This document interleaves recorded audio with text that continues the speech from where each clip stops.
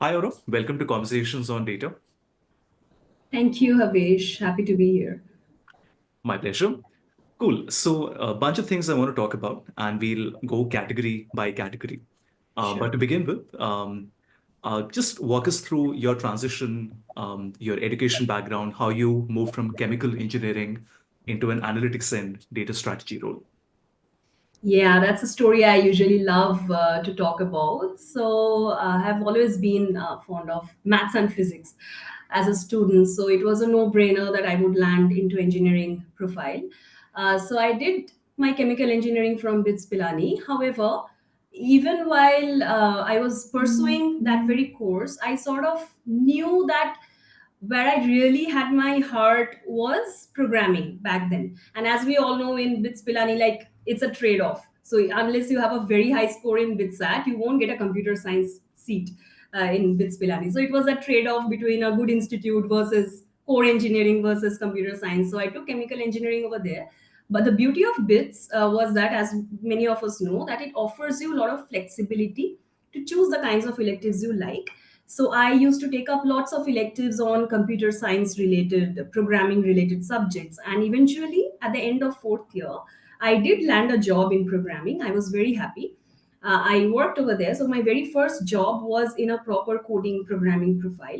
However, after working for close to 1 year, I realized that although I was very passionate about coding, this was not really something that I would like to do as a job for the next, say, 10 or 15 years. But what would I really like to do? I didn't know. I hadn't honestly figured it out. And this is like more than a decade back. I'm talking about the time of 2012, 13. So digitalization and disruptions, these were just buzzwords which were coming up in the market. So back then, a lot of things had to happen manually. And I was still thinking, like, what is it that I would really like to do? Amidst all this figuring out, the very next job that I landed was in a procurement consulting firm.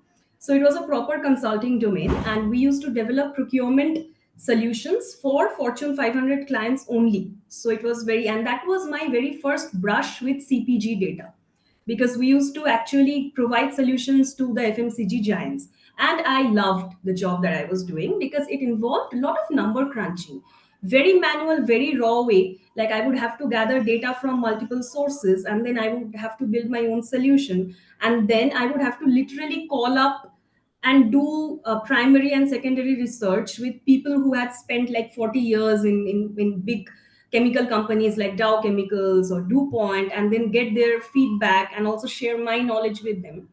So it was very challenging. I loved it. But what I felt was that all the number crunching, the analysis, the slicing and dicing of data that I was doing, it was happening in a very manual and in siloed approach. And that was a time when a lot of companies had started investing in digitalization. It was still beginning phase, but I realized that I should rather join, either this company should invest and I should get exposure to those very fast, or I should rather join a company where I would be doing similar job in terms of crunching data and numbers, but in a more digitalized platform.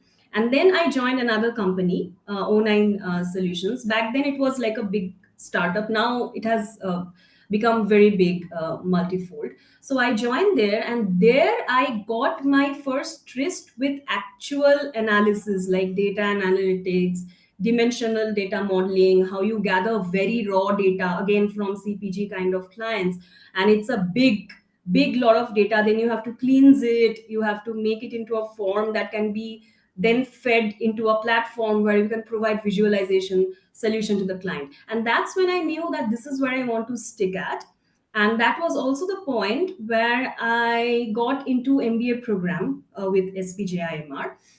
Now, here I would like to take a pause and mention that it's not like I had always been an MBA aspirant. It was only for me, it was very specific by that time that I wanted to stay in this domain of data analytics, of information management. So, what I liked about SPJIMR was that at the very beginning itself, they segregate you based on specialization. So it's marketing, finance. I think now they have changed a bit, but it was marketing, finance, operations, and information management. And I knew very well that I was not meant for marketing. Finance was not my knack, and operations maybe a little bit, but information management is where I'll stick to. So I applied for it, I got into it, and then during my second year of SP Gen, I interned with Mondelēz and realized this is where I want to be because it was bringing the right platform for FMCG data as well as data and analytics for me. So I interned over here, and then that has been forever for me. So this is like I'm about to complete my 8th year in Mondelēz after getting absorbed as a permanent employee.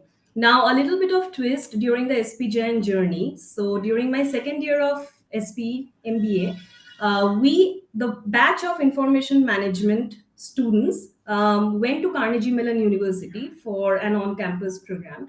Now, this was very, very fortunate and it meant a lot for me because when I was completing my chemical engineering, in my 4th year, I had actually received admission at Carnegie Mellon University for their master's program in engineering, technology, innovation, and management. So I knew I wouldn't do master's in chemical engineering. So I'd applied, I'd gotten into it, but I had withdrawn myself because of lack of clarity in my head around what I really wanted to do. And also, it felt like, given the kind of economic background that I was coming from, I didn't have the luxury to just try out and see if this works for me after taking that kind of hefty education loan. So it was a very difficult call for me, but I took that call. So I had given away my seat at Carnegie Mellon. So when I learned that in second year of my MBA program I'll be going to Carnegie Mellon, it was like the universe was giving me that sign that you are meant to be there. So absolutely amazing experience, and yeah, so here I am today after all of that history. Awesome. There's something I want to talk about. You mentioned lack of clarity. Hmm. Uh, your quick take on it, we might circle back to this later. Hmm. Hmm. Do Hmm. you feel that now, after a decade, it's easier for students, B school graduates to, because they have access to so much more information, they have access to people on LinkedIn, there are all these podcasts and conversations and panel discussions that happen. Would you say it's now more overwhelming and more difficult for somebody to figure out what their career track is? Or has it become simpler and easier because of easier access to information? I think it's easier in terms of understanding what all things are out there in the world. Because the way I see it is because back in our time, we didn't have so much, we did have internet, but not so much of access to, or neither the knack to really dig out that level of information. So we had knowledge about these very limited, and it all came out when all of us would have those in the hostel. So we would have all nighters over Maggie, and all the girls are sitting in the hostel corridor and discussing, oh, robotics is one interesting field I would like to pursue, not chemical engineering, this coding, programming. So that's how we got the idea. And maybe next day we'll hit the library to figure out what books can be issued, what more we can learn. Now, in terms of that, it's much more easier for people, for students, to figure out what all things are out there in the market. But amongst all of those, now the options, because you're getting so many knowledge about all those options, so yes, that can get a little overwhelming. And there are a lot of like confusing things unless you actually get into it. There can be a lot of like, until say few years back, I wouldn't have known the difference between data and analytics versus data governance versus data management. And all these are real, like you will get positions related to those out there on LinkedIn and everywhere. So yes, you will get a lot of information, but then it will get overwhelming after a point if you try to figure out, okay, these are all the kinds of options I have. Which one is meant for me? That's where it gets trickier. And that's where you have to have some kind of real, like, person to person conversation with somebody, a mentoring system, or anything. You can just reach out to people on LinkedIn, but that conversation is constant. This was required even like 15 years back, and that Yeah. part is required today even more, to actually talk to a person and see, okay, this is data governance, because that is very different from a profiling data and analytics. Okay, this is what you do in data management, so that is different. So what are these? And then there comes a whole lot of like AI related roles, which is a different ball game altogether. So what you actually have to do in all these roles, for that you definitely need to talk to people who are out there in the field. Right. No, I think that's a great point that, there's so much information, but I think Hmm. talking and discussing Yeah. has probably become more important than ever. I did my MBA in 2007-9. While, of Okay. course, we had groups and, like you Yeah. said, we would discuss with each other. there was still a lot of individual effort that came into it, but now I think it's more collaborative because of easier access to information. Mm, mm. Okay, now before jumping onto your, SPJMR and Carnegie Mellon journey in more detail, there's just one more follow-up I have on what you just said. Right in the beginning, you spoke about raw data and, going to the source, collecting it, a lot of time spent on cleansing it. Mm, I would mm. just like to talk about that. Do you think that now, after all these years, we have more tools, more systems in place, but we also have much more data than we were capturing earlier, right? So would you say it's easier today to do ETL, or has it become more challenging because while we have all the tools and the skill, we're also dealing with much more data and the rapidity with which data collection is increasing. Like we are capturing many more touch points today, compared to maybe what we were doing 10 years back. What would your take on that be? This is exactly what I was tackling in my previous role. So that's where the whole idea of self-service analytics comes into play. So ETL is not tough, and it's actually becoming more and more relevant, more and more, it's more required than ever since we have so much of data with us. But what's happening is, say 5 to 10 years ago, a dedicated data and analytics team in companies of this kind of size like PNG or HUL or Mondelēz. So they were totally, a dedicated team would be totally capable of handling all kind of ETL, data and analytics related asks that would come from business. So it was perfectly like a very smooth scenario. Now, as you were saying, as we have the size of data has increased and we have more tools and more digitalized environment, so a lot of the whole architecture has to be in place so that like all the tools and all the ERP systems are well integrated, so the data is coming in, we have much more data. Now what's happening is, one positive thing that it's bringing is it's expanding the data and analytics teams. So there are a lot of positions coming up, so a lot of skills are now more required than ever. However, no matter how fast those teams are growing, the asks from business that are coming in, they are growing even more exponentially. So now these dedicated teams are no longer, it's unfair to expect that they can have that bandwidth to handle all those asks. But that doesn't mean that will discourage business from having all those asks, because it's all the more beneficial for the company to get more and more digitalized. So that's where the whole idea of self-service analytics comes into play. The whole idea is identify those kind of business asks which are very redundant, or for which it's very doable for the business, because business has a very specific mindset. They do not have the bandwidth to go and learn a lot. They just want quick solutions. So wherever, and there are challenges, issues where quick solutions are possible. So identify those areas and provide them a harmonized layer of data on top of all the detailed data that's lying. Give them a clean, neat, harmonized layer of data where they can go, they can fetch their own data easily, and then they can develop their own solution.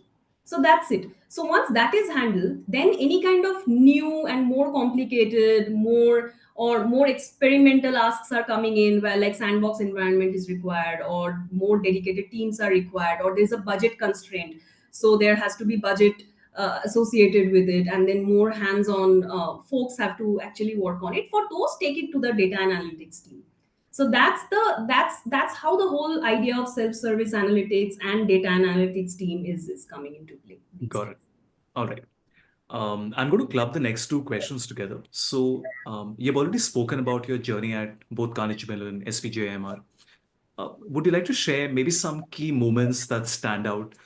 I don't know if there was like a epiphany that, there was one thing that came as a shock to you, or an inflection point, or maybe just something that you can relate to, maybe the international exposure part of it, maybe the peer learning part of it, something you would like to share. Yeah. Yeah, no epiphany.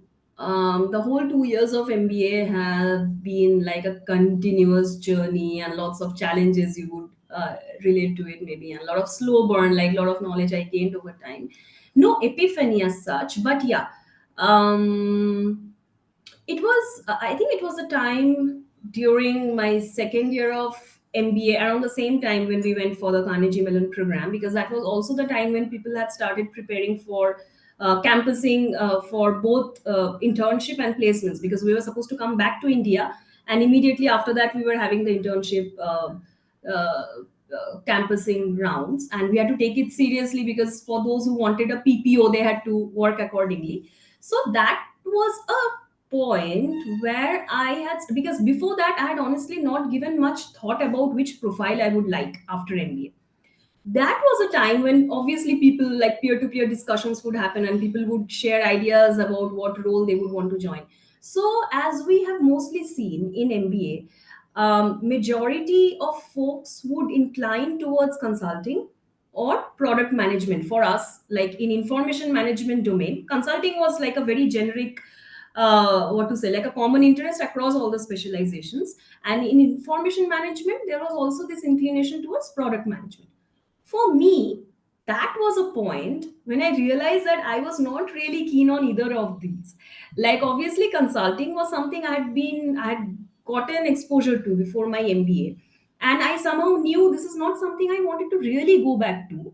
And product management was also something, so people were aiming for more technology companies. So I knew this is something which I might do, but then again not really what I was passionate about. And knowing myself from my past experiences, I knew that I have to join something I'm passionate about, otherwise I'll again keep rotating. So that's when I sat and thought that okay, what I really liked, I liked the number crunching part, I liked the analytics part that I used to do before MBA. Which kind of data I really used to enjoy handling? I used to enjoy handling CPG related data because I had handled most of those kinds of clients. And so, and what SP Jain and the whole MBA program was letting me do, it was actually helping me sit for all those FMCG giants for my placements. So the best amalgamation would be to join an FMCG, one of those CPG companies of big scale, handle their data, but being on the other side of the table now, like being with the CPG company rather than from the consulting side. And honestly, Havish, like as I'm speaking this, I'm realizing even then I didn't know whether any such role would actually exist. I was like, okay, I know, because for FMCG companies mostly people aim for marketing. That's the most glamorous kind of role and most exciting. You also climb the corporate ladder very fast in that, or sales if you really like that adrenaline rush over there. For me, I knew not marketing, not sales. I want FMCG company because I love handling FMCG CPG related data, and I love to do data analytics. Now I do not know whether any such role exists or not. It's all up to the universe. And then I kept appearing for whatever companies would select me, and then the usual process. And surprisingly, when I heard that Mondelēz and obviously all the other companies like PNG, HUL, they were actually coming. So maybe 10 years back, this might not have been the scenario. But these companies were coming with specific interest in hiring talent for their digital departments.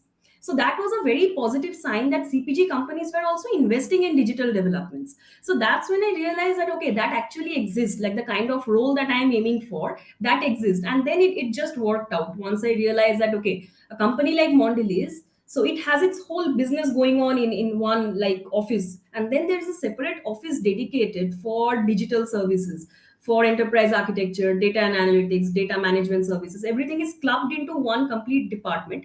And like instantly I knew this is where I was meant to be. So that sort of helped me. Got it. Um, for a student who's still unsure about pursuing a career path in analytics, how do they identify if it is the right fit for them? If they love numbers, it's a fit for them.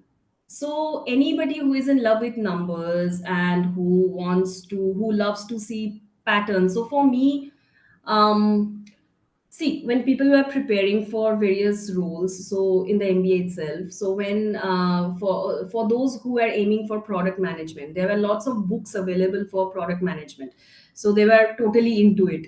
For those consulting who were aiming for consulting, there were lots of materials and like exchange ideas for consultings and all. Like they would practice GDPIs, mock group discussions related to consulting. For me, because it was a very niche kind of interest, not many people shared this interest, so I neither did buy any book because there was nothing related to it, and nor did I participate much in those mock GDPIs. So what I used to do was I used to really dig out digital copies of newspapers like Economics Times, Mint, and I still have those folders somewhere. So I would dig out like past news, So there would be a lot of news related to HUL, like profit or what kind of brands they are launching, and in terms of revenue, how it's performing, or related to Mondelēz and PNG. And I would seek out those snippets and I would save them in folders by years. So then before campusing, I would go and see what the trend has been. So like 10 years back, this is how the company was working. Then there was some news, then there was some more news, and some digital platform, then they collaborated with some tech company. So what's happening? So anybody who would like to gather those kind of news, like what companies have been doing over the last 10 years in terms of digitalization. So for them, this would be the area of interest anyways, because all I knew was that I was passionate about those news. I didn't know what role I was going to land based on my interest, but that definitely helped me reach where I was, and I'm happy about it. Got it. Let's talk about skills or certifications. Is there something you would like to share which is really important? And in fact, if I can go a step back, or I would also like to ask you, how much does it really matter, when you're a fresher or you're trying to grow within an organization? How much do those skills, of course, the skills matter, but how much do certifications matter? Certifications.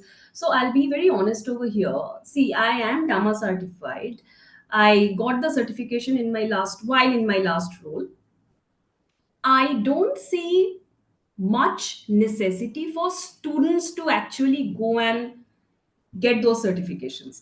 For me, why it helped, because I was in the last role. So in my previous role, I was the Asia Pacific Middle East EMEA lead for self-service and data and analytics.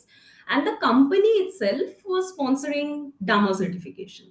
So that made sense for us to enroll for it and shell out that kind of bandwidth. The company was also aligned and they wanted people to actually go for it.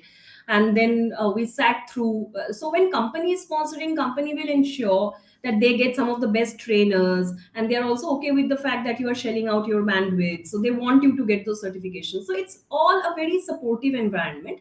And then you go ahead and appear for the exam and you get the certification. Where actually that certification helped me, that was when I was moving from my last role to this current role. It's not a direct help. So the way it happened was, so this present role was a promotion from my previous role, and it's also like an entirely new geography, because now I'm handling Europe. I wanted to handle a new geography, and it's also in data management, not in data analytics. So these two are different. So when I was interviewed, it's like they liked my profile and they said, okay, yeah, maybe, yeah, you can handle what we are offering you. It's a new geography, yeah, it's a promotion, we'll think about it. We can also take you at the same level and give you a promotion later. Then they were like, okay, oh, you're also Dharma certified. That means it's a bridge. So it's like Dharma certification. The certification doesn't matter, but what they teach you in Dharma, that was not so relevant in my past role, but it's sort of theoretically relevant for my present role, the role that I'm handling now, because Dharma actually talks to you about data quality dimensions and a lot more. And now I work in data quality. So they were like, so it's like when people are considering, they are already like 90% there to hire you, but they're still considering whether they should hire you at the same level, or they are ready to give you a promotion right away. Then they spot, oh, you're Dharma certified, so you are already pretty much aware of a lot of things which we thought would be new for you, at least theoretically. Rest, I think you can handle. So, yeah, we are happy to give you a promotion right away. So, that certification itself didn't help to a great extent. Probably I would have even gotten that promotion even without that certification, but it was like an icing on top of all the other skills and all the other things that I had proved myself for. If those things hadn't been there, then the certification alone wouldn't have provided me that kind of promotion or a jump. Now, for students, what I feel is it's not worth having those or rather like shelling out that amount of budget, because it's costly. Dharma certification. So it's not worth shelling out that kind of a budget to just get that certification, because you still do not have a, if you do not have a work experience on top of which it can sit.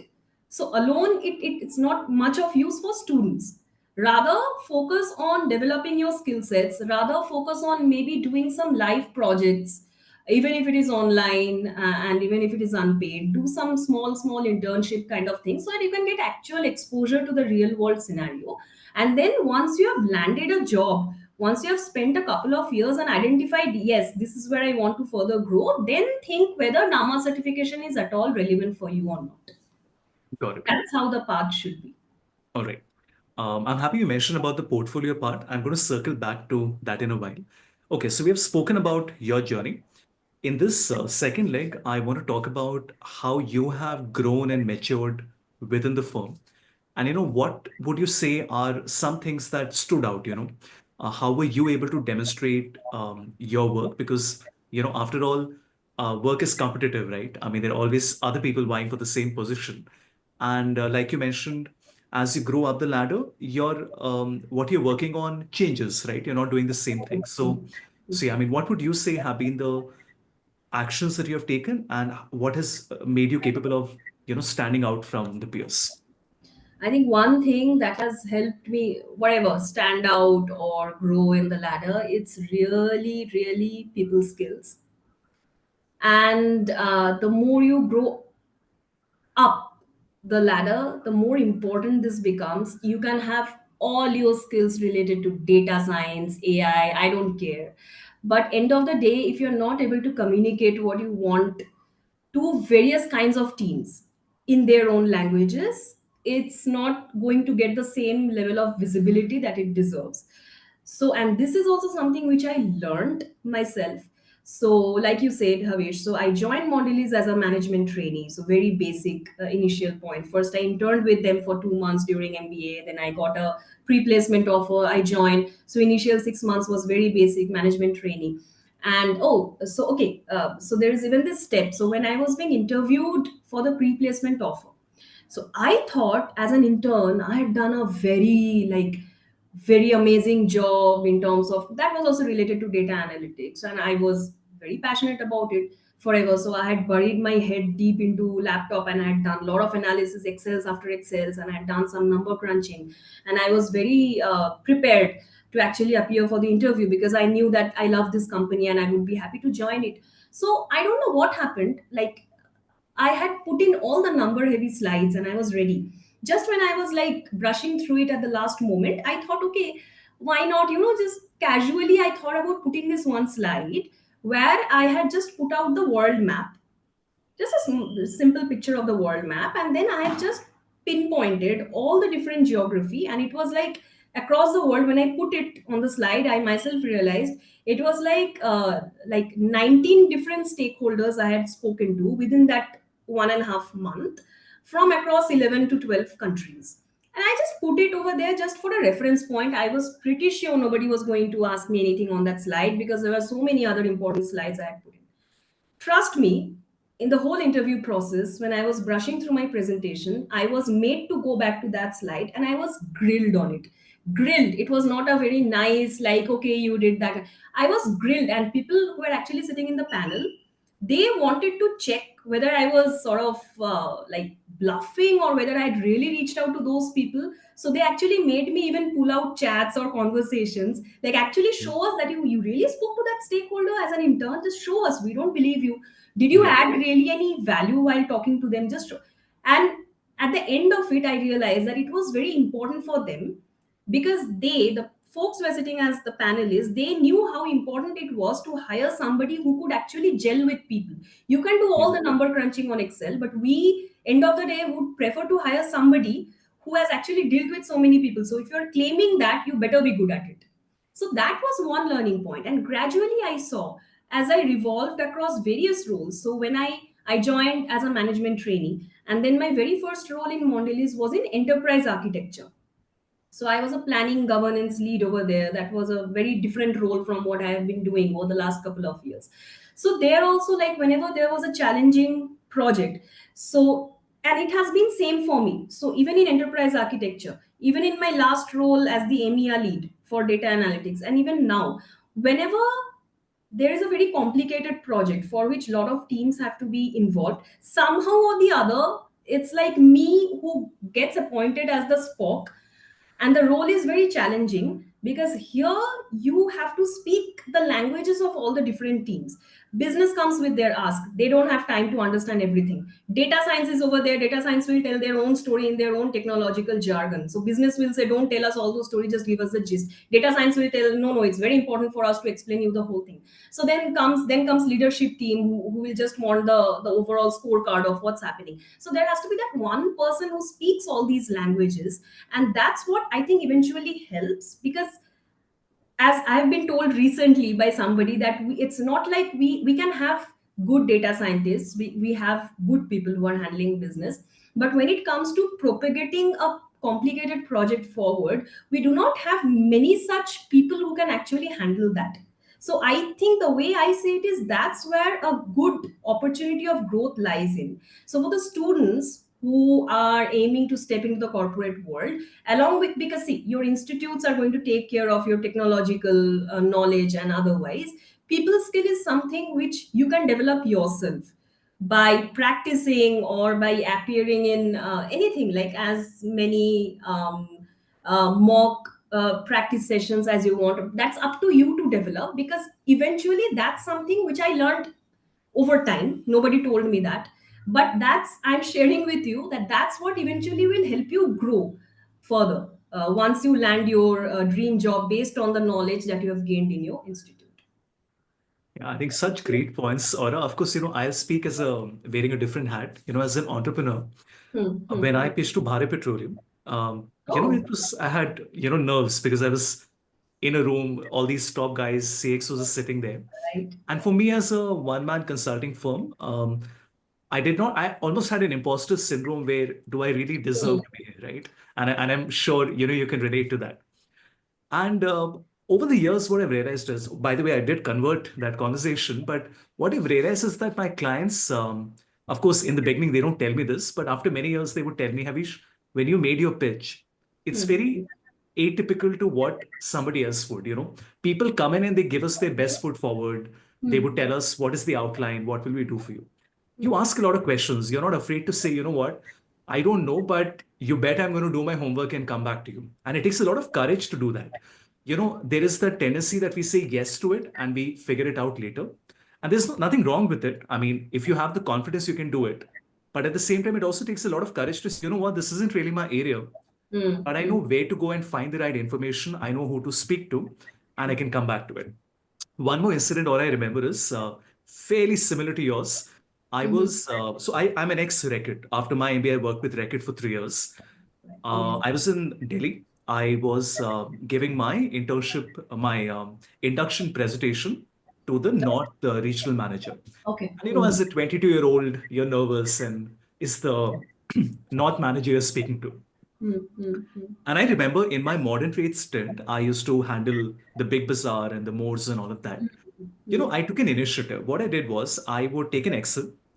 I just pick up every product category. So for Harpic, laboratory care, for Dettol, the soap category, and so on. And I would do a competitive analysis. So I would literally pick up the product, turn it around, look at the price, and note it down on an Excel.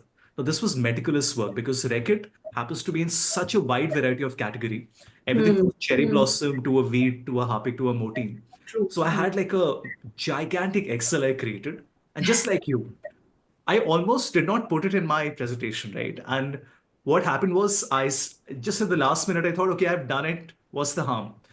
I What's don't the even harm? know why I did it, right? I just did it because I Right. felt it was the right thing to do.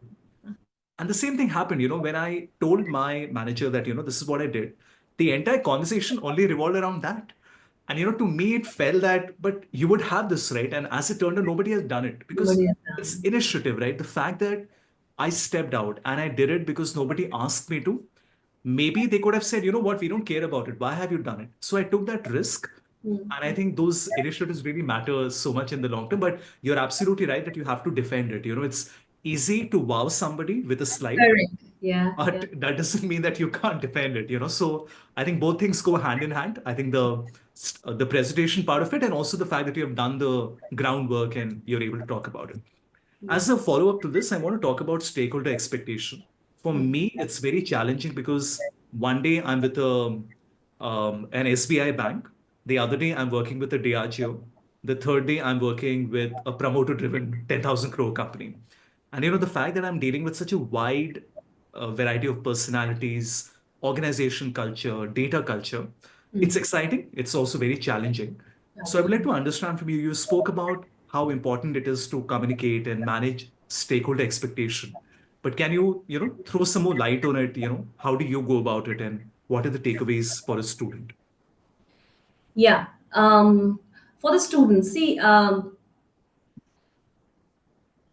just early on, because again, for me, it's I learned it the hard way from my exposures, and hence I'm sharing with you. From early on, try to build on empathy, because that's what people seek. And given the world is becoming more and more competitive these days, I think this is one thing that people will need, and it's lacking at times. Why I'm talking about it is everywhere I've seen this coming into play. So when we talk about stakeholder management, say, for example, I'm handling Europe as a geography, and Europe is a very fun geography, and this was partly why I wanted to take up, because before this, in my enterprise architecture role, I it was a global role, but I was handling a lot of North America stakeholders, and North America was, it could be large, but it was very straightforward, a very standardized way of working. And then in my next role in EMEA, lead for data analytics self-service, it was EMEA. So I got to know EMEA through and through. Similar, EMEA is huge.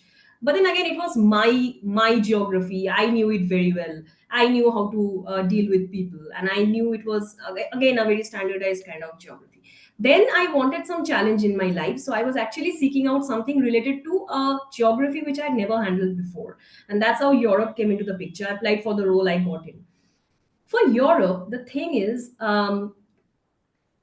it's like people, it's not like, so we tend to feel Europe is very chill. Yes, it's very chill geography, but in terms of what, it's like people actually work a lot, and people who work in the business side or related to data, related to business, they have, at least what I've seen in my company, they have thorough knowledge. They have thorough knowledge about how business is running in Europe. And why I say Europe is a fun geography, because unlike North America, unlike Asia Pacific, Europe is like, it's a conglomeration of various kinds of culture. So like they say, like in Europe, you drive a few miles and the whole thing changes, including Right. language and culture, way of working. Now everybody in Europe, they know exactly, sitting in their own country, how that country works, how business runs over there, what things in data can cause any hard stop in business. Now I come in, I'm not even physically located in Europe, and then I am here to provide them solutions related to data quality and business. Why would anybody listen to me unless I prove myself to it? So, thing is, like when I started looking at the business challenges, so it's like challenges were brought to me, mentioning that these are some areas which could not be tackled over last 3 to 5 years. Please take a look at it, because you as a data quality lead, now it's your job to find a solution to it. But let us tell you that the other stakeholders are very resistant to any kind of changes that we are asking them to do, because they know that it's going to be very overwhelming for them. Why? Because eventually they have to own the data to some extent, but it's a huge lot of data. So we tried telling them that, this is what you should do, this is what you have to fix, you have to own the data, but nobody is working on it. So I knew that the solution is not going to change, but something about the approach needs to be changed. Because I will be the first one, they'll be pushing back, saying that you are not even sitting in our geography, we know our business through and through. So what I did was, rather than, so first thing that I did was, before going to them, I sat with people and I learned the whole process, the whole ERP system. Maybe in my lifetime I'll not be doing that job ever, but for now it's important for me to learn the job so that nobody can push me back saying that you don't know about it. So I learned the process. Next step was to figure out, okay, people have been pushing back anyways over the last 5 years, so in no way they are going to listen to me. So what I can do, let me look at the data, let me try to find out some pattern. And when I started digging into it, what I felt was that data can be divided into two sets. One was a very set of very low hanging fruits, which are very simplistic data, where, say, I, without going into the detail, it's like the data quality issue hasn't yet flown out to a lot of systems, so it can be tackled in a simpler way. Now I tried to find some kind of automated solution, and I again, I don't remember how many people I spoke to, some n number of people, and then from one small country in Europe I figured out there existed an automation solution which could be borrowed for this solution, and I implemented it. I let it run for 2 to 3 months. Like, there is no rush, because you have to go with the perfect approach, otherwise they're going to push back. So I let it run successfully for the smaller set of data for like 3 months, and then I saw it was actually working.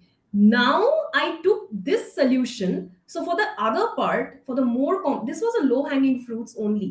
Now for the more complicated data where the issue has flown out to all the parts of the system, those cannot be solved by this automation. For those, it has to be those people who have to do it. But now they have a much smaller set of data, and now they also have something to look at. So I went to them this time, rather than telling that this is something you have to do, what I told them was, look, I know it's a lot of data, but see, I have taken out say 40% of it, and 40% of it will keep getting resolved month on month. So you don't have to worry about that. Now see, over the last 3 months, these 40% of the data have been resolved. Just imagine, like, over the last 5 years, how much business it was interrupting. Now with these 40% getting resolved month on month, you see, you already can see the business benefit. So these n number of say value is not getting stuck anymore. Now imagine how much more benefit you can drive if you just take care of the other 60%, because for those 60% there cannot be any automation. So just handle the smaller set of data. I have already done this 40% bit for you. Now just imagine how much value you can add to the business, and that worked. So it's like, and this is not something which comes which anybody tells you right away before you embark on your journey in the corporate world. So put yourself in the shoes of those people who are actually out there doing the business and in their pain point, and just try to think what approach will help, because solution is not very different from what might have been tried by others in the past, but it depends on how you approach it, and always show them that I've taken something up, like that's a value I am adding. So I've taken something up, it has made your life easier. Now if you take care of the rest, you are also going to add value to the business, so why don't we do that together? So that approach really helps in navigating forward in these kind It of is so challenges. interesting, Aura, that whenever you talk about it, it's the analytics, the hard technical part of it, and the internal selling part of it, right? Because see, lot of students don't understand is that even if you're within an organization and you're not dealing with external stakeholder, you have to sell every single day. You have to Yeah, sell your yeah, idea, yeah. and True, in many ways, it's more difficult. I feel that if you don't find a customer who wants to buy from you, you can find a new customer. true. Internally, you don't really have a choice, right? Because We you don't have have a to, like, you might have the ugliest of arguments, and but that's a functional relationship, right? Because if yeah, you're all in it together. So I think yeah. that's a great takeaway. You mentioned data quality a couple of times, and I would like to ask you, how do you define data quality? Because let me also give you some preface to this. Right now, when I go to a student at a B school Hmm, hmm. and I ask them, what does data quality mean to you? They will say, oh, there are no errors in it, which is correct, but there's a lot more to it, right? Because for them, it just means that, oh, there's a mismatched date, the format is not matching, there are blank cells, things like that. And I tell them, sure, that is what it is, but it also entails much more because you're just looking at one single source of truth. So the fact that you have to consolidate, you have to aggregate the level of detail. So we just like to understand from you, how would you define data quality? I'm not sure if there's a good definition of data quality out there, but how would you define it? It's not about good definition, it's about no one uniform definition. Because fun Sure. part is, even yesterday, even though I have been in the data quality role for like close to 2 years now, even yesterday I was googling something about Yeah, it which I wanted to right. come upon, because dama certification. So dama was where I first got my tryst with data quality knowledge, and Got then it. of course I have been handling it firsthand now. So data quality, what you mentioned, what the students talk about, so that's just one part of it, like mismatch. So there are all these dimensions of data quality. So and every, and this is what I was trying to search on net yesterday. So a lot of sources have their own interpretation of those, not interpretation, own sets of dimensions, but largely they are same. So dama has a list, and then other organizations will have their own list, but largely it's accuracy, consistency, completeness, conformity, uniqueness, validity, and timeliness. So these are all the dimensions of data quality. Now you have to check, in order to have a robust data which you can feed into any system, or if you want to run even Gen AI. Before that, you have to ensure that whatever, it's not necessary that all the data quality dimensions will be relevant for all kinds of scenarios. Like for a project that I'm running right now, For example, like timeliness and validity are not really relevant. So I'm working across all the other data quality dimensions. So it's like, yes, it's about data not having error, but not having error in terms of what? So if you're saying data should not have error in terms of not aligning with a fixed set of standards, and that's conformity. If you're saying that data should not be incomplete, that's completeness. Like there should not, this is a mandatory field, it should not be missing for anything, so that's completeness we're talking about. Why these are important? It becomes important in order to like segregate all the data quality issues and focus on them, and also when it comes to running the metrics. So at one point of time in when you are working at a corporate scale data, so a lot of these work on data quality, this will be like it'll be a continuous process. It cannot be a one day fix. So for a continuous process, you have to have a way to define the metrics to measure the progress. So for that, these data quality dimensions come into play.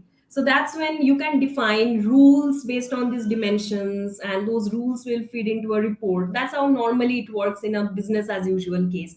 You have those reports, you see, okay, conformity, so this is where we stand. Completeness is like 90%, not too bad. But integrity is when you see whether all the data are falling right in place across all the tools or not, because sometimes they don't flow correctly from one system to each other. Integrity is at 70%, so that's not too great. Let's look into it, what's causing those issues. So this is where the whole definition of data quality and how you have to handle it comes into play. Now this is one thing. Another thing which I have seen, which I have learned, is that simply looking into, like, there can be a huge amount of data which you would have to look at from data quality perspective.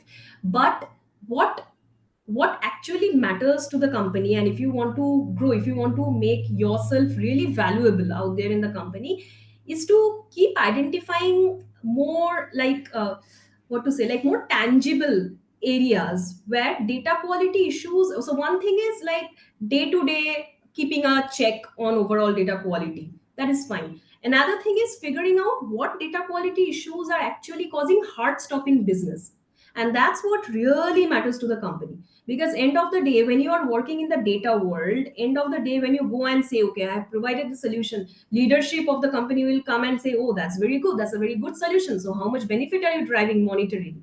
And that time you will have, for the students who are going to embark on this journey, it's often very challenging to interpret your data related work in terms of money, in terms of currency, because there is no direct correlation. So while you are developing a solution, parallelly do your research on how much value this is going to, because nobody else is going to help you on that, I can guarantee you. So business will come to you, they will say that there is a hard stopping business, please provide a solution. You from data side, you will provide a solution, it will absolutely remove the hard stop, business will be happy. But even business won't be able to help you if you go to them later on and say, okay, how much value did I unlock again, and they won't be able to help because they don't know, it's not their fault. It's very tricky to convert that data quality related uh, challenge into a monetary value. So when you're doing, while developing that solution itself, do your research work, some kind of data point, like maybe how as basic as how many purchase orders were getting stuck because of this issue. So from that, do your extrapolation, come to some kind of dollar value. So that's where, and I did that, so I learned it hard way myself. But when I could reach at that dollar value, that's what made leadership happy. They said, okay, this is making a lot of sense to us now, and they know that it's only a range, it's only a guesstimate, but they're happy that there is some value associated with it. So do that. So that's where, so across all these dimensions you have to look at data quality. There will be some data quality related checks which will keep happening, BAU, business as usual, day to day. You have to keep monitoring. If there is a red flag anytime, you check on it. And parallelly, watch out for what actual tangible business disruptions are being caused by any data quality issue. That you can achieve by staying close to business, talking to the right stakeholder, and then develop a solution for those, and showcase what actual monetary benefit you are driving from that. So that will help you showcase your value in terms of data quality. Such a great point. I was speaking with a mentor of mine, very senior business leader, Hmm. and he said everybody likes to throw around digital transformation, right? True. Yeah. But what is the he's so what he said was if it doesn't have a EBITDA impact, you can't call it digital transformation. Just the fact that you have bought a software, hired a consultant, And you're doing something which looks fancy on paper and you're True. not measuring it. If it can't be measured, that's your fault. And That's like very you true. said, many times we don't know how to measure it. And Hmm. nobody's going to help you with that. And you Correct. can't do that after the project is over. It's too It's late by then, right? too So I late think by those then. systems have to be kept in place right from the beginning.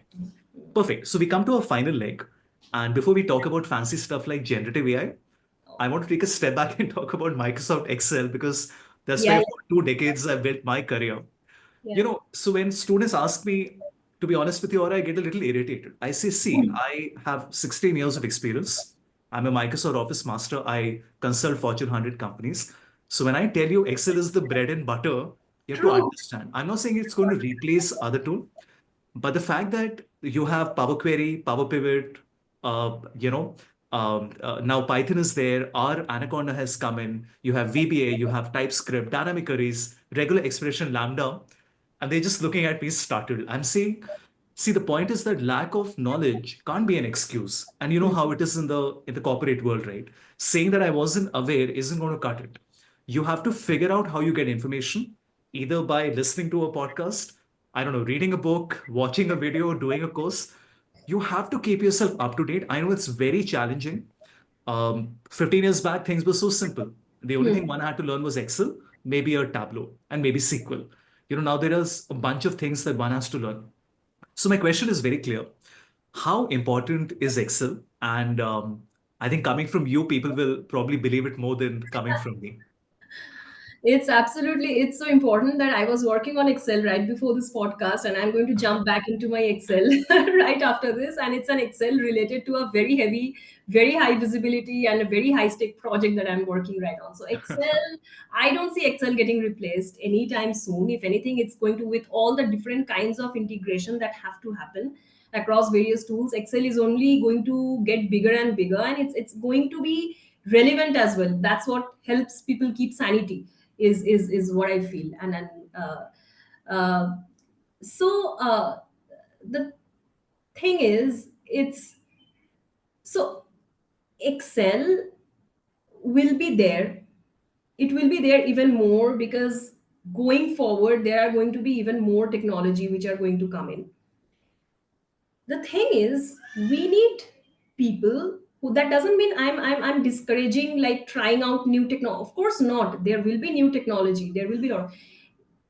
What is constant is, like, Excel is, the necessity of Excel is as constant as having those people who can speak the language of all these different technology to the right team. I'm trying to simplify it. I'm trying to think of a real time real life example. So in one of my previous roles, not this one, so again, it was like I was saying, I usually end up being that spoke, who has to speak different kind of languages. So there was business. So business had its own few use cases, and these were all data science related use cases that were coming to us. So we had the data science team working on it. So see, data science has its own, like, they had their own deep knowledge, and they had their own tools, PySpark, Python, everything they had, they were working on it. Business would come to us and say, okay, we are trying. So we were actually providing them a platform where business could run their own sandbox kind of experimentation in their own way, and if they're happy with the outcome, if it gives a positive result, they'll scale it, very like structured approach. Now business would come to us and say, hey, we have our team, they are very well versed in Python, so they are going to run on it. Then data science would come and say, no, no, it's not Python, it has to be PySpark. And then business would also come to me, and then business would like sort of say that, we are not aware of PySpark, it's Python that we have always learned and we know about it, so why not. Then data science will go into a whole lot of detail trying to explain. Business would say, we don't have the bandwidth to understand that. So I sat with data science, I understood the whole process, so then I took the gist out of it. I went to business, calmed them down, and I said, okay, you can do it in Python. PySpark is nothing but an API. So once you do it in Python, you can run it. If you're happy with the result, if you want to scale it at all after that, then you can shift it to PySpark, because Python alone won't be able to handle that commercial scale of data. So you have to use that API. And once you are saying your team knows Python but not PySpark, so people who already know Python, for them PySpark is not a difficult thing. So then business was happy, and they went along doing it in their own way. So similarly, what's happening is, like, we have Python, we can have PySpark, we can have all the other AI related tools that will come in. So there will always be some gap. Like whenever there is a collaborative project happening, not every people will be at the same level of understanding every technology jargon. So there will be gaps. Like some people will be very well versed with the new technology, some will still be learning. Data science team will know that they have the entire knowledge. Like I didn't know much about Python or PySpark either, but I had to be there to communicate the right knowledge to both the teams. So then data science team will be there, AI team will be there, so all these different technology team will be there. But there has to be that one, or at least a group of those few people who can speak, who can extract the right knowledge, and who can speak to all the other teams. Similarly, if I look at this project, it was me who was doing all the communications, like putting the fire out. And parallelly, if I could see one central thing, one central platform on which everybody was comfortable with, that was Excel. So business was very thorough with Excel, data science was obviously thorough with Excel, then we had the whole, say, data as a service team, leadership team, and then we had the whole admin team working on it. So the admin team who actually had to handle the license and everything. So there had to be one platform for which I wouldn't have to go all the time and explain, like extracting knowledge from data science and communicating to business, extracting knowledge from data as a service team and then going back to the admin team saying that this is a new flashy tool, use it. No, so Excel was that one standardized platform where everybody was at par, everybody was comfortable with. Then once you have established that comfortable zone, then you can go ahead and experiment with all the new technology that's coming in. So having that constant, like Excel as a constant, is as important as having that kind of glue of a person who will keep everything together. Awesome.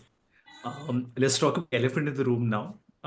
So I've been So I've okay. Let me put it like this: 50% of my top line today is from generative AI. When Gen AI started, I used it Hmm. just for Hmm. the just being in technology. Of course, I picked it up on day one.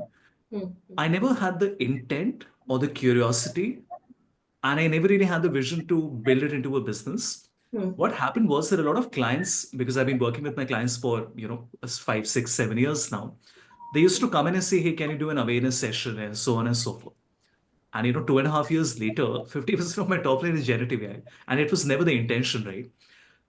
So I would like to ask you in data analytics, because we are using it extensively on Hmm. VBA, on Python, so Hmm. analytics, data science, a lot of Power BI work. So like really complex ETL processes that we do on Power Query, even building custom functions, custom formula. We are training ourselves to become better at it. And I think it's new for everybody. So I don't think anybody comes with years of background. We're all True. figuring out as we go along. Figuring So I out, would yeah. like to ask you, how do you see the, I don't know if you can see into the next 5 years or maybe the next 6 months or 2 years, but how do you see the role of data analytics evolving, considering, generative AI is becoming more mainstream now? It'll evolve. I mean, I already see somewhat evolution in the rules. So the way I see it is, in organizations, Gen AI would be appreciated the most when it will, only when it is being implemented to stop a business issue from happening. That's like a very typical use case, which is, let's say it in this way, like, which I don't see successfully happening a lot yet. Like it's still new. So what people have been doing a lot in companies, across companies, are more around conversational AIs or agentic AIs. Those are fine, those are good to have. But then businesses have started seeing value that, okay, if we really have to leverage AI in driving business value, then we have to first identify areas where there are redundant hard stops in business happening. And AI, if we are investing that much in AI, it should rather be for something like AI telling us beforehand that stop, this issue is going to happen again. Unless it's that, otherwise business has started saying that it's not much worth investing in AI just for, say, conversational perspective. Now the moment you're focusing on the, now businesses have sort of figured it out that this is where they want AI to add some value. Now, the moment that is happening, so data and analytics, data management, all these things will become more and more relevant. Why?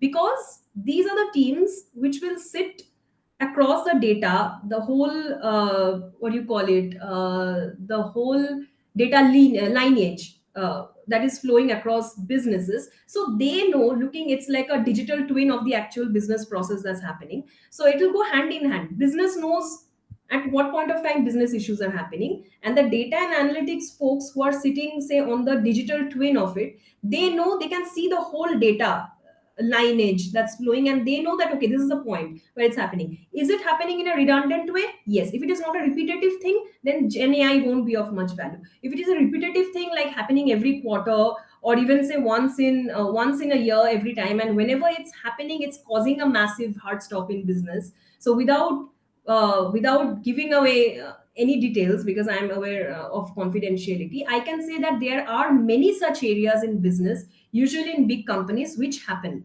repetitively, which happen either quarterly or maybe once in 2 years, which need to be stopped before they happen. So businesses are always seeking out more proactive solutions, rather than, it's more like preventing that from happening rather than fixing it after it has happened. And that's where Gen AI can start adding real value. So once this is in place, and I do see it happening mainstream in coming few years, once that's the norm, data and analytics, data management, all these roles are definitely going to play a large value, because these are the very people who are going to work on that data, who are going to help business identify the data and implement that solution. Got it. So this is the picture which I can All see. right. Absolutely. I think I agree with you that typically we what we do is post-mortem, where after the Mm. damage is done, we figure out why it happened and we fix it for the next time. I think what you said about creating an alert system, I think that's where the vision is. But I would like to ask you, for me, a project that I've been doing for years that takes, let's say, about 50 hours. Today I can do it on a Saturday. Now, I don't know, I will take some credit for it that I'm really good at the prompt engineering part of it. And because I have the know-how, I am an SME, I understand the business, I'm obviously able to do it much quicker. But would you say that for an organization like Mondelēz or similar organizations, Hmm. the optimization part of it, which is not really about doing something innovative and fundamentally different, but just the fact that the sheer manners that you're spending, the fact that a lot of things are error prone, a lot of things are redundant and non-productive, the fact that that time can be saved and be sort of realigned on something more productive.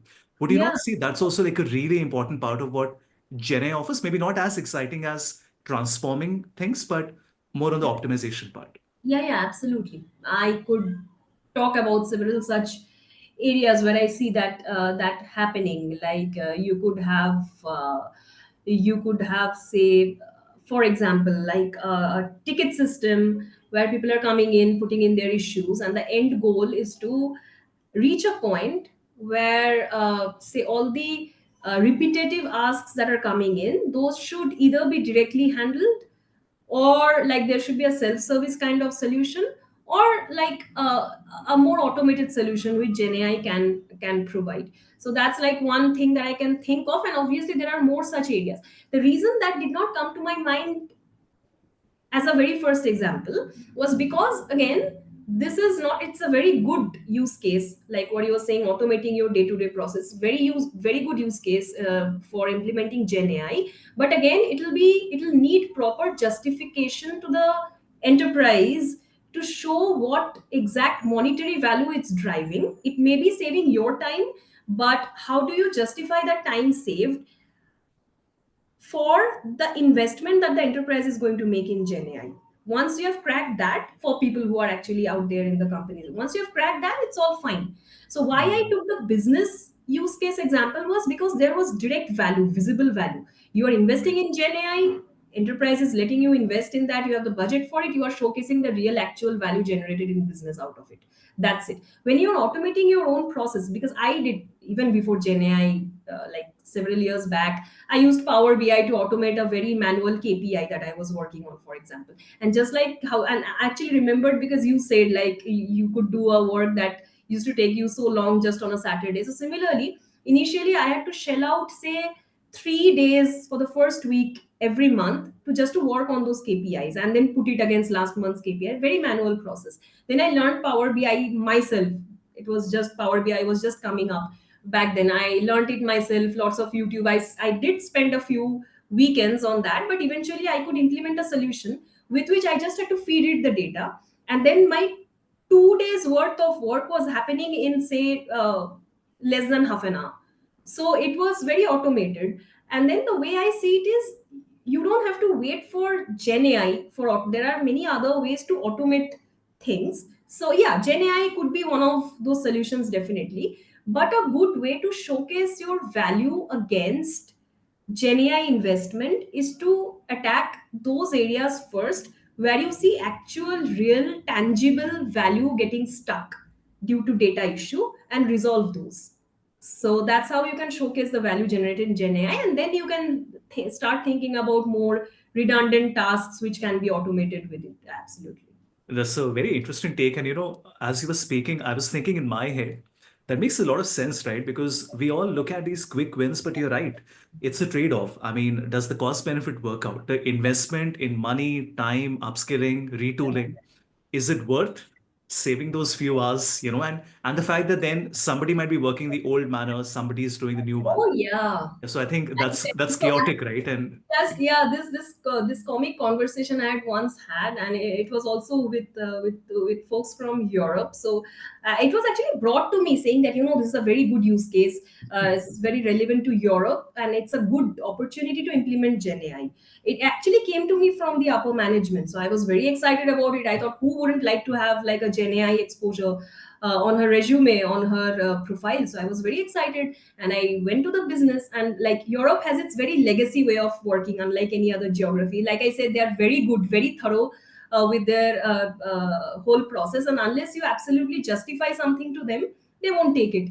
So I went to them, I told that, artificial intelligence, the solution can be implemented. So they heard me speak, and they said, it's very well, it makes sense, but the problem itself is not that intelligent.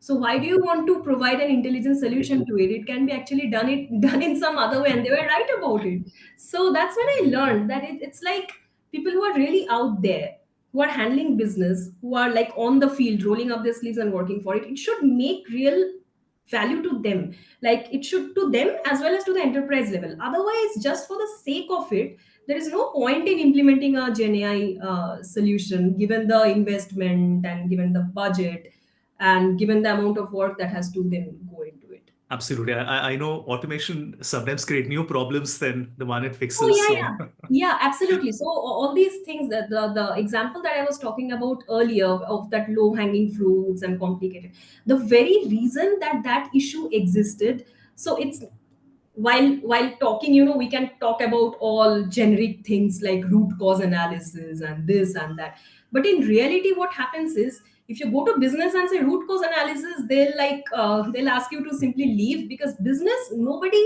knows root cause better than business.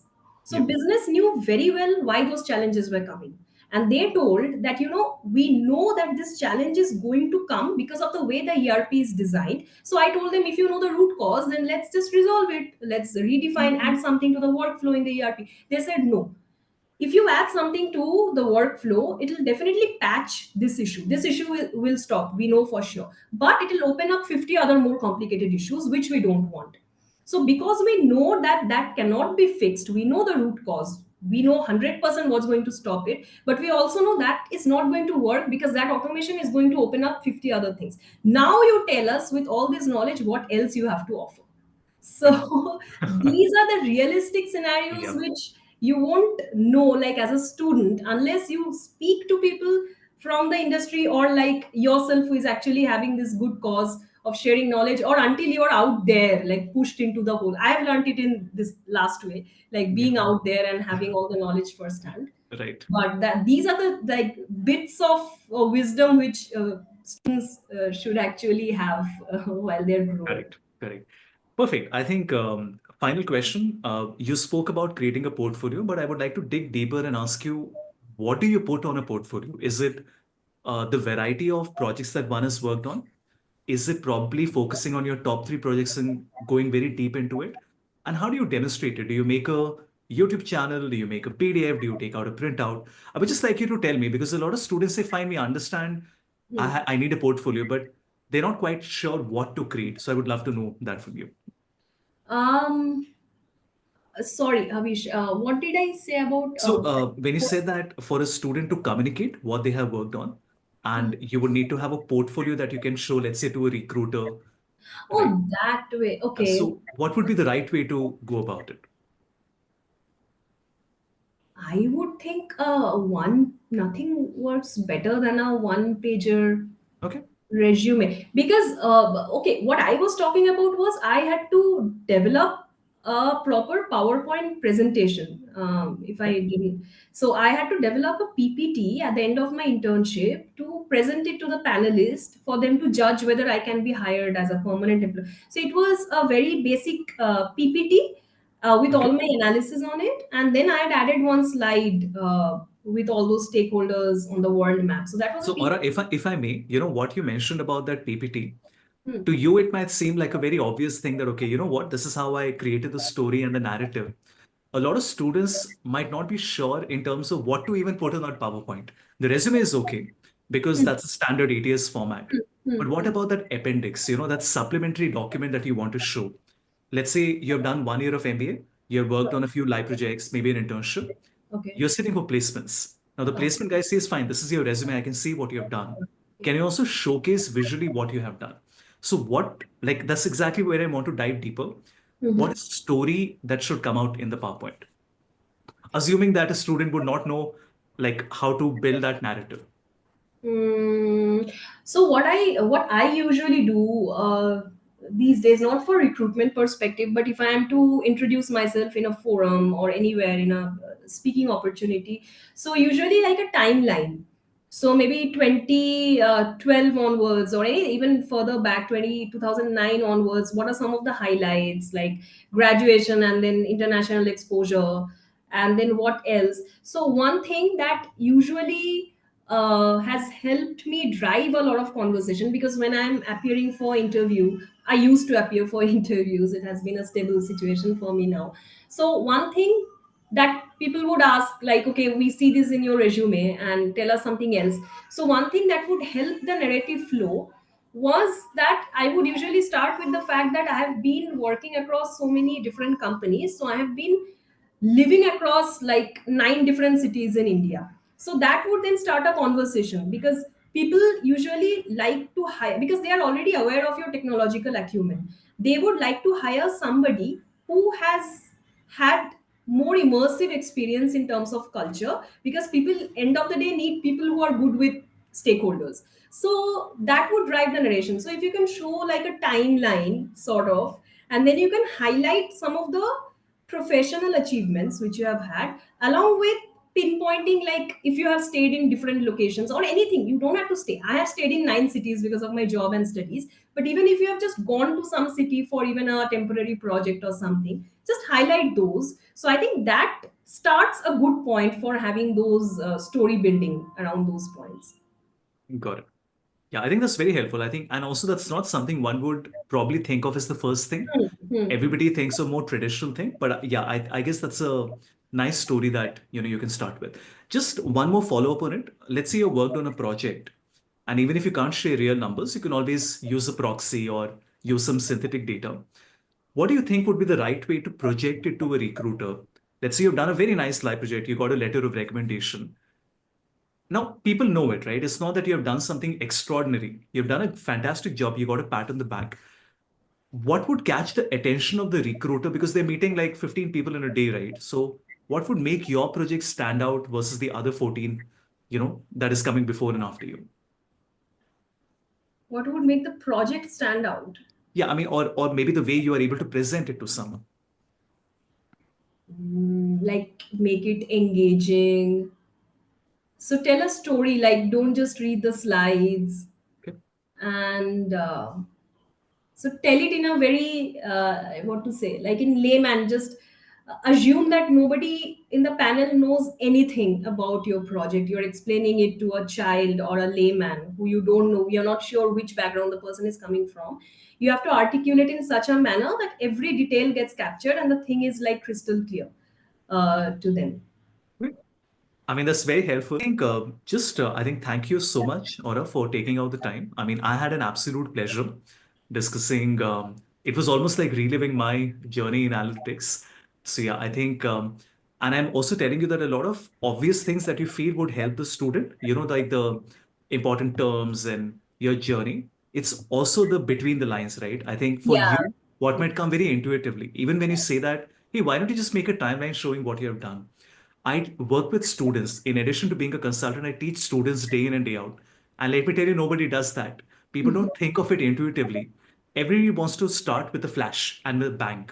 They don't realize that making it personal, Yeah. just Yeah. talking about the obvious thing Mm. is important because they don't know who you are. Once again, thank you so much for taking out the time. And once I've done the recording, Yeah, sure. I'll share it with you. Thank you. Have a good day. It was great You talking to too. you, and Bye we can bye. stay in touch. Bye bye. Yeah.